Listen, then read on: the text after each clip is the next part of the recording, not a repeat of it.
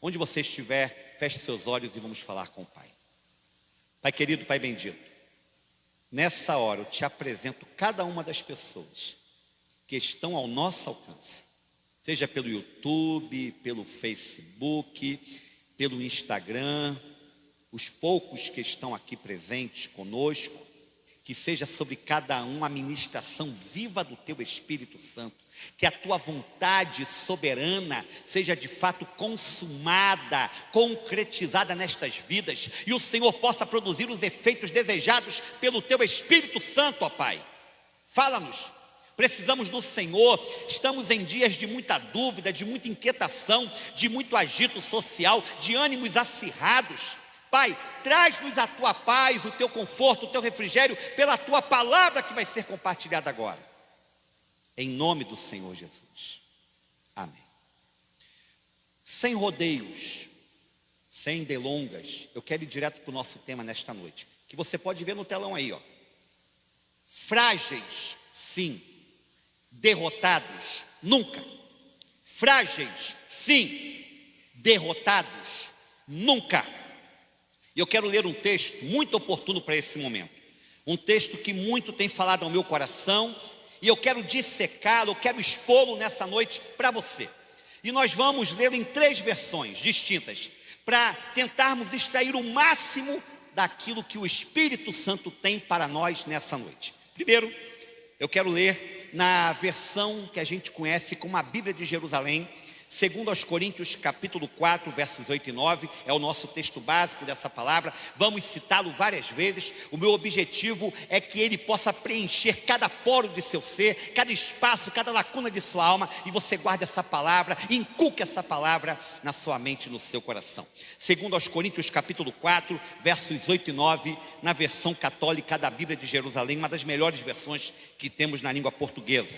Diz assim a palavra do Senhor: somos atribulados por todos os lados, mas não esmagados, postos em extrema dificuldade, mas não vencidos pelos impasses, perseguidos, mas não abandonados, prostrados por terra, mas não aniquilados. Que palavra! Eu continuo na mesma palavra, só que agora na nova versão internacional, a NVI, a nossa versão oficial aqui da igreja, diz assim a palavra do Senhor: de todos os lados somos pressionados, mas não desanimados. Ficamos perplexos, mas não desesperados. Somos perseguidos, mas não abandonados. Abatidos, mas não destruídos. Que palavra! E eu fecho a leitura bíblica com uma outra versão, a última versão dessa noite, que é a The Message de Eugene Peterson, uma das melhores versões na língua portuguesa também a que temos acesso nesses últimos anos. 2 Coríntios 4, 8 e 9. Olha o que diz a palavra: estamos soterrados de problemas, mas não desmoralizados. Não sabemos direito o que fazer, mas sabemos que Deus sabe o que fazer. Estamos espiritualmente aterrorizados, mas Deus não nos abandonou. Caímos, mas não estamos derrotados. As crises são reveladoras. Elas mostram o nosso melhor e o nosso pior. As crises expõem a fé e a confiança em Deus de alguns, mas também expõem a superficialidade da crença de muitos. Como há gigantes, pessoas maravilhosas que têm se levantado nesse período conturbado, trazendo soluções, servindo de alento, de alívio aos outros, mas ao mesmo tempo, como há indivíduos desesperados, angustiados, sentindo-se sem rumo e direção, gente que teoricamente conhece ao Senhor, mas que está amedrontada por demais no tempo presente. E nesse contexto que é semelhante, sim, semelhante para todos nós, para o rico e para o pobre, para o negro e para o branco, para o empresário e para o empregado, das muitas lições que podem ser apreendidas nesse momento histórico universal, há uma lição que para mim é a mais importante, a mais significativa de todas. Como somos frágeis, como somos vulneráveis. É hora de reconhecermos humildemente as nossas limitações humanas. Lu, minha esposa querida, conversava comigo esses dias e levantava uma questão interessante. Ela me disse assim: meu amor, você já reparou que são as pequenas coisas que se constituem nos maiores problemas do ser humano? São as menores coisas da vida, as mais letais e fatais para todos nós. Por exemplo, o mau uso da língua, um dos menores membros do corpo humano, que pode provocar contendas, dissensões, arrasa quarteirões sem precedentes. Um pequeno e indevido olhar que pode nos conduzir ao erro, à queda espiritual. Uma mão boba que toca onde não deveria, que pega para si aquilo que não lhe pertence. Observe a vida natural. Olhe para a vida natural. A pessoa morre ou é destruída por um mísero mosquito que a pica, uma aranha minúscula, um escorpião do tamanho de uma baratinha, um vírus de morcego como o coronavírus. Diminutos seres, alguns até invisíveis aos olhos humanos, servem para trazer à tona, à superfície, o fato de que nós, coroa da criação de Deus, o que há de mais importante na criação do Senhor, nós não somos indestrutíveis, nós não somos invulneráveis, nós não somos inderrubáveis. Temos muitas fraquezas, sim, a serem superadas, muitos calcanhares de Aquiles em nossa fragilidade humana. E o querido apóstolo Paulo, ao contrário dos muitos líderes triunfalistas e todo-poderosos da mídia, que conhecemos muito bem, Paulo, ao contrário destes pregadores dos grandes agrupamentos, Paulo não tinha dificuldades ou constrangimentos em manifestar as suas crises, as suas dificuldades, as suas lutas e temores para as igrejas com as quais ele lidava. Paulo se expunha, se mostrava em toda a sua humanidade, sem máscaras, sem fantasias, sem embustes, sem disfarces. Ele era transparente quanto aos problemas e dilemas que ele experimentava em sua caminhada existencial. Eu quero convidar você a ler comigo um texto, 2 Coríntios capítulo 11, versos 24 ao 29, para você entender bem o que é uma pessoa passar por problemas concretos. O que é uma pessoa entrar em crises genuinamente angustiantes? Crises essas que certamente nós não iremos enfrentá-las jamais. 2 Coríntios capítulo 11, verso 24 e 29. Pode jogar no telão aí, ok? Olha o que diz. Não. Vai para o começo do texto, por favor, Vinícius, vamos lá? Muito bem. 5 vezes recebi dos judeus 39 açoites.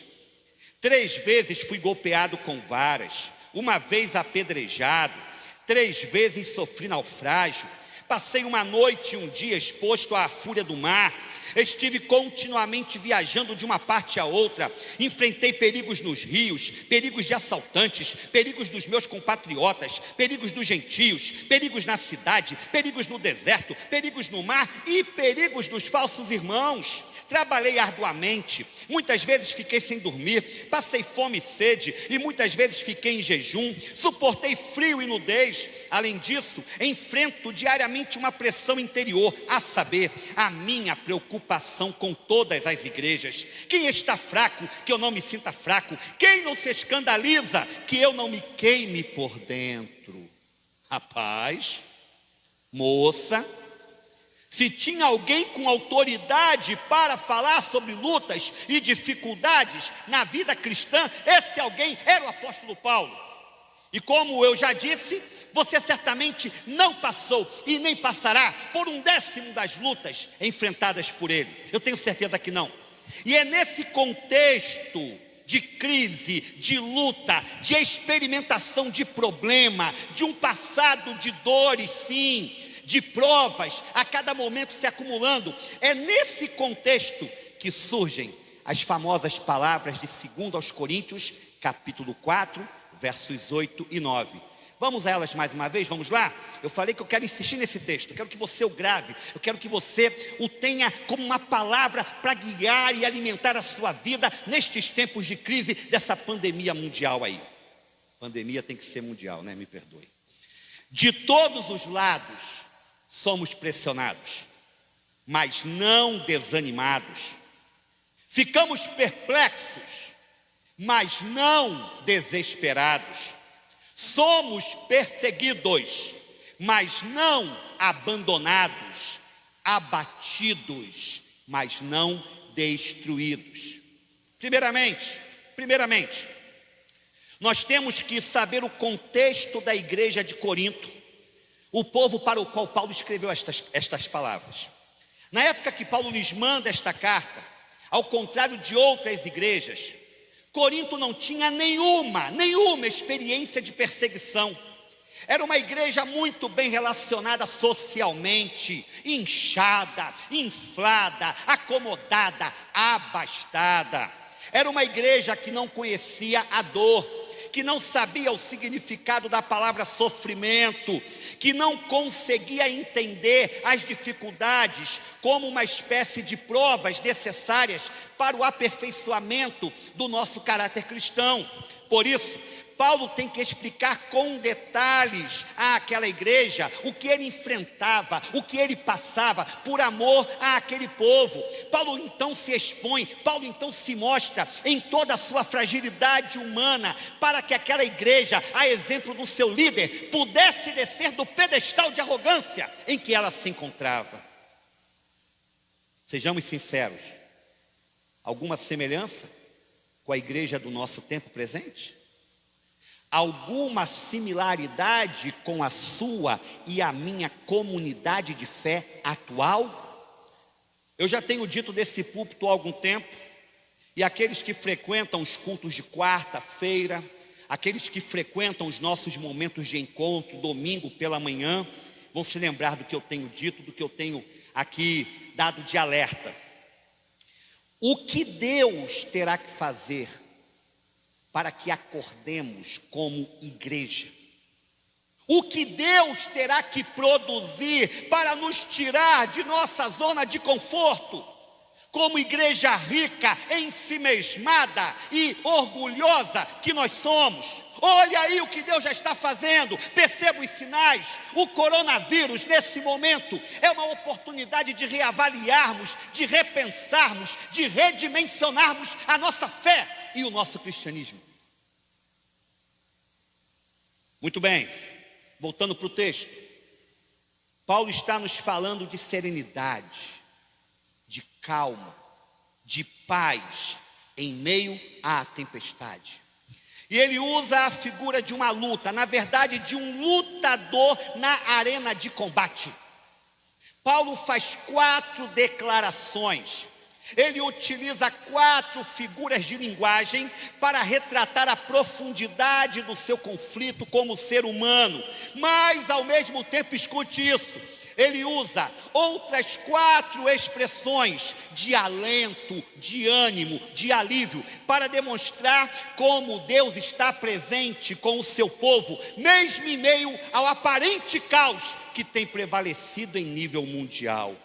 Uma curiosidade, ligue-se nisso. Os 4 verbos que indicam perigo, aflição e angústia, nesse texto de 2 aos Coríntios 4, esses 4 verbos estão no chamado particípio presente, uma forma verbal grega, que é a língua do Novo Testamento, uma forma verbal grega que indica a continuação ininterrupta de uma ação, algo que não termina, mas que se prossegue indefinidamente. O que é que isso me ensina? Escute, a experiência normal da igreja, a experiência comum da igreja, não é a da prosperidade, da bonança, da sobra, da tranquilidade, não. A experiência normal da igreja, segundo a inspiração da palavra, segundo o que temos acompanhado ao longo dos séculos na história do povo de Deus, é uma experiência de perseguição, é uma experiência de provação, é dor por meio dos eventos mais inesperados e repentinos no mundo. Olha só o que Paulo está dizendo, olha que interessante, mais ou menos assim que Paulo está dizendo, olha aí, se liga aí.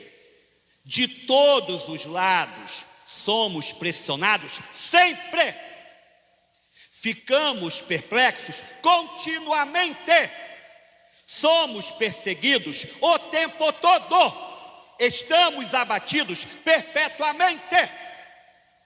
Essa ênfase é proposital, para tentar fazer com que você entenda a profundidade do clamor de Paulo por meio destas palavras. Querido, querida, não quero ser insensível à sua dor. Muita gente boa tem me ligado, muita gente boa, comerciantes, comerciários, empresários, tem me relatado acerca de suas dificuldades econômicas nesse tempo presente, tudo parado, fechado. Eu não quero ser insensível à sua dor, eu também estou sofrendo com você, mas deixe-me dizer algo, pare de choramingar, pare de choramingar.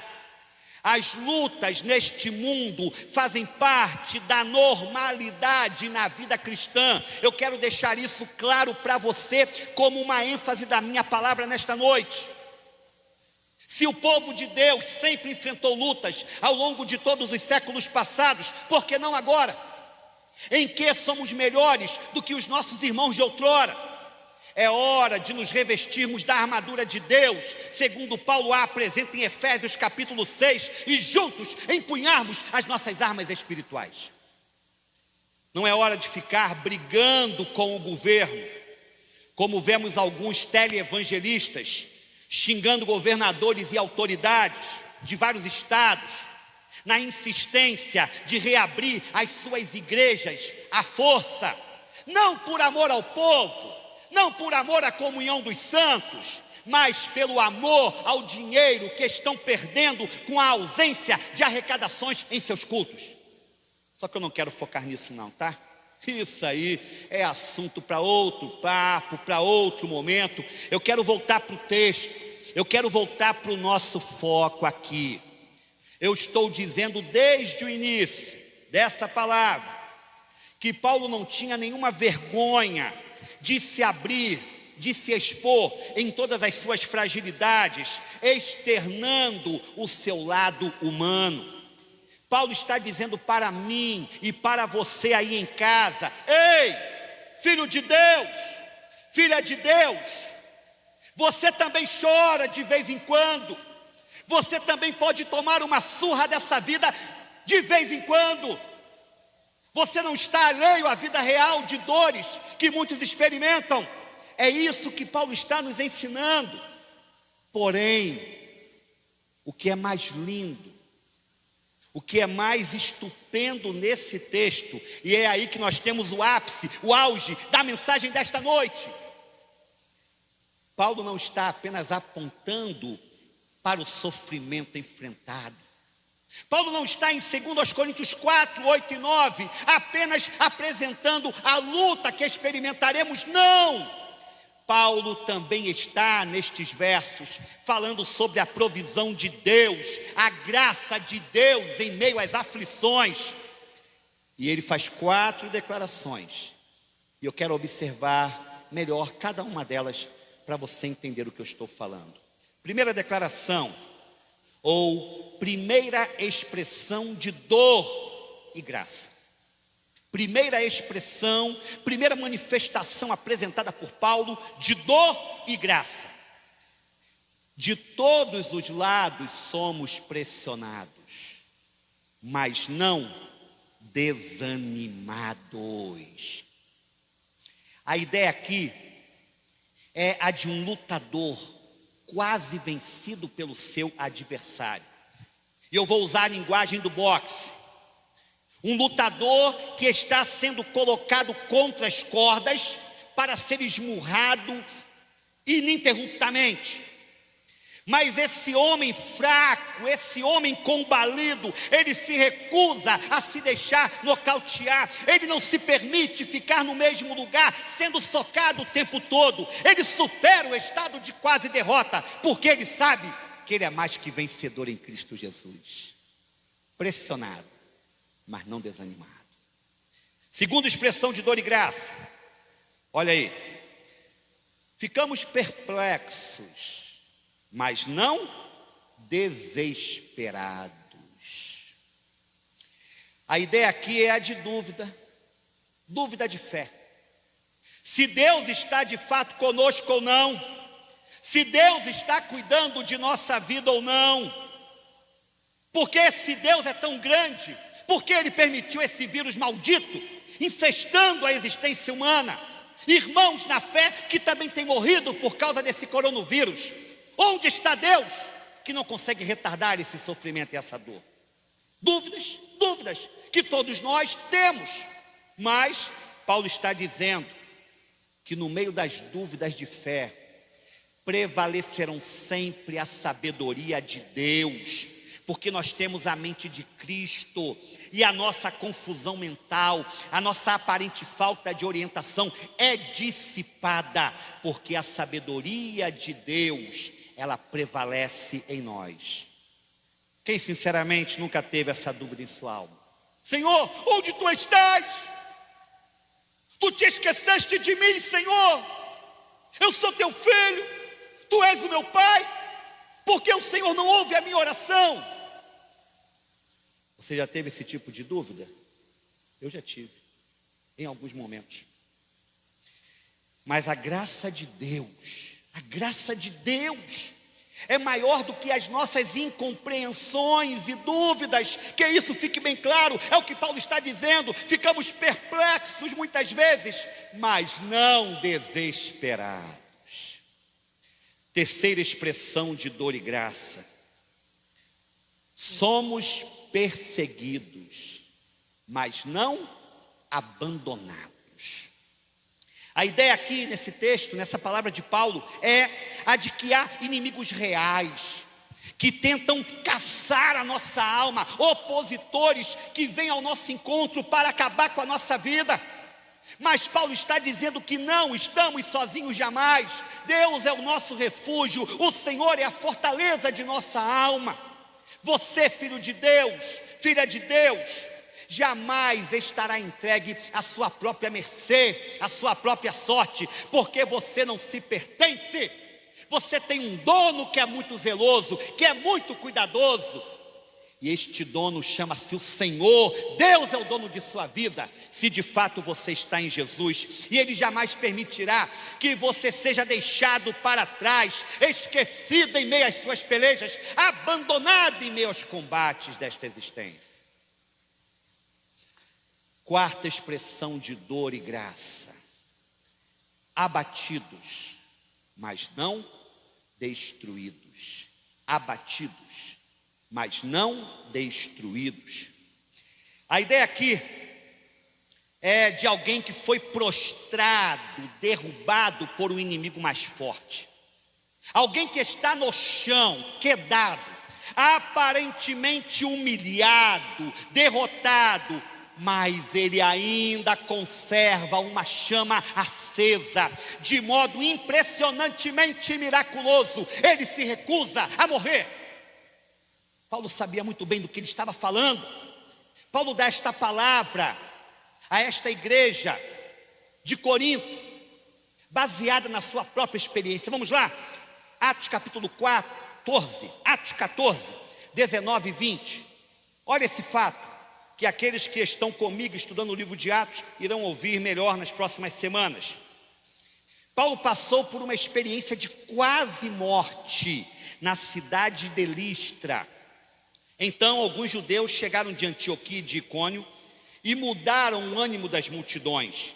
Apedrejaram Paulo e o arrastaram para fora da cidade, pensando que estivesse morto. Mas quando os discípulos se ajuntaram em volta de Paulo, ele se levantou, glória a Deus, e voltou à cidade. Atos 14, 19 e 20. Esse texto é impressionante. Pensaram que Paulo estava morto, derrotado. Mas quando seus inimigos viraram as costas, ele se levantou e prosseguiu na sua jornada de fé. Ele estava abatido por um momento, mas não destruído, não permanentemente derrotado. Pois bem, fica aqui uma questão final. Estou fechando minha palavra. Onde é que Paulo encontrava tanto poder, tanta força, para não se deixar derrotar pelas circunstâncias da vida? Em si mesmo? Na sua própria força de vontade? Em livros de autoajuda? Em algum tipo de exercício mental que o tornava diferente das demais pessoas? Não, não. A força de superação que Paulo tinha vinha do próprio Deus, vinha do Espírito Santo que habitava em seu interior. Perceba o que ele diz na continuação de 2 Coríntios capítulo 4, o último texto que vamos ler nessa noite. 2 Coríntios capítulo 4, verso 16. Pode passar aí. Por isso não desanimamos. Embora externamente, estejamos a desgastar-nos, interiormente estamos sendo renovados dia após dia. Aleluia! Paulo era um homem renovado pelo Senhor. Vinha do Espírito Santo de Deus a força, o poder que prevalecia na vida de Paulo. Então, olha aqui para mim, para não perder o hábito. Como você não olhou até agora. Vou lhe dizer o seguinte: eu e você somos carne, sim. Eu e você somos seres humanos, somos frágeis, sim. Temos todo o direito de nos sentirmos pressionados, perplexos, assustados, abatidos com tudo que está acontecendo e que ainda não nos é entendido e que ainda não compreendemos na sua inteireza. Sentimentos assim fazem parte de nossa natureza humana, fazem parte de nossa normalidade existencial. Entretanto, porém, contudo, todavia, escute, meu irmão, minha irmã, meu amigo, minha amiga. Nós hoje, se estamos em Cristo, se Cristo é o nosso Senhor, se Cristo é o nosso Salvador, se entregamos a Ele um dia o controle de nossa existência, hoje, nós que estamos em Cristo, somos habitados pelo Espírito Santo de Deus. Não somos apenas seres naturais hoje, somos também seres espirituais. Somos guiados, em primeiro lugar, pela fé, e não pelo que vemos tão somente. Vamos permitir nesses dias de crise que o Espírito assuma a sua vida, a nossa vida. Deixe-o renovar o seu eu interior, a sua alma, a sua disposição de espírito. Deus é com você, Deus está em você. Ele não permitirá a sua queda diante das maiores angústias que possam vir à tona nesse tempo presente. Fraquezas, sempre as teremos. Mas precisamos, nesse momento de dúvida e de dor para tantos, fazer valer a nossa fé e a nossa confiança no Senhor, justamente num período em que as pessoas estão olhando para a igreja em busca de respostas concretas, respostas saudáveis, respostas que sejam soluções para os seus dilemas experimentados. Viva como um vitorioso em Cristo Jesus, alguém que conhece muito bem a sua própria fragilidade, mas que conhece também, e melhor ainda, o poder de Deus que habita em você e que está à sua disposição. Amém? Vamos orar mais uma vez? Feche seus olhos, onde você estiver. Ó Pai querido, Pai amado, Pai bendito, que aquilo que esse pregador humano, falível,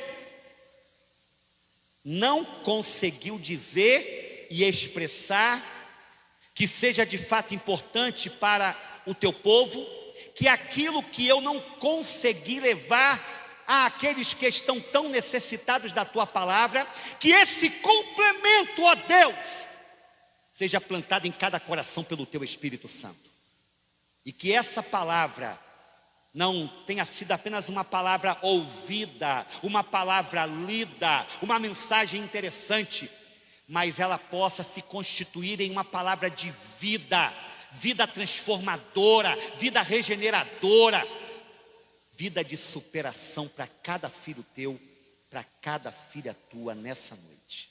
Ó Deus, que olhemos para o Senhor, a despeito, apesar de qualquer circunstância, que continuemos a olhar para o Senhor, que é de onde vem o nosso socorro, a nossa fortaleza, o nosso alento, em nome de Jesus. Amém. Você que chegou agora, eu quero reiterar aqui o meu pedido de ajuda. Moradores dos bairros Urbis 1, 2 e 3 e Jardim Caraípe, amanhã às 4 da tarde, estaremos com um grupo da igreja pequeno para evitar aglomerações e um carro de som, recolhendo gêneros alimentícios de porta em porta para abençoarmos esta cidade, para abençoarmos os nossos irmãos, para abençoarmos também aqueles que não têm o que comer, como você tem, apesar da luta que você está enfrentando. Também quero pedir que seja colocada aí no telão a nossa conta. Você pode e deve continuar fazendo valer a sua fé, a sua fidelidade. A igreja continua em pleno serviço, em plena atuação neste mundo. Nossa conta é a conta da Caixa Econômica Federal, seus dízimos, suas ofertas podem continuar a ser depositados online, via envelope na própria agência. Agência 1131, operação 003, conta corrente 1349, dígito 8. Agência 1131, operação 003, conta corrente 1349, dígito 8. É muito constrangedor falar sobre isso nesse momento. Eu me sinto como que legislando em causa própria, mas não. Esta igreja existe há 20 anos quase, completaremos agora em julho, se Deus nos permitir, 20 anos para abençoar pessoas, com tudo aquilo que ela faz, com tudo que ela tem, com cada pessoa que aqui chega, com cada donativo que é ofertado. Nós existimos para abençoar pessoas e não podemos parar a nossa caminhada. As portas estão abertas, não temos cultos públicos, mas dezenas, centenas de pessoas diariamente pegando água potável. Estamos com o nosso Ministério de Ação Social trabalhando, visitando pessoas carentes, irmãos abençoando outras vidas, e nós não podemos parar a nossa marcha, ok? Deus abençoe você. Que esta seja uma semana de fé, de esperança, de muito amor do Senhor, derramado no seu coração, para você amar o seu próximo também. Até quarta-feira, se Deus assim nos permitir.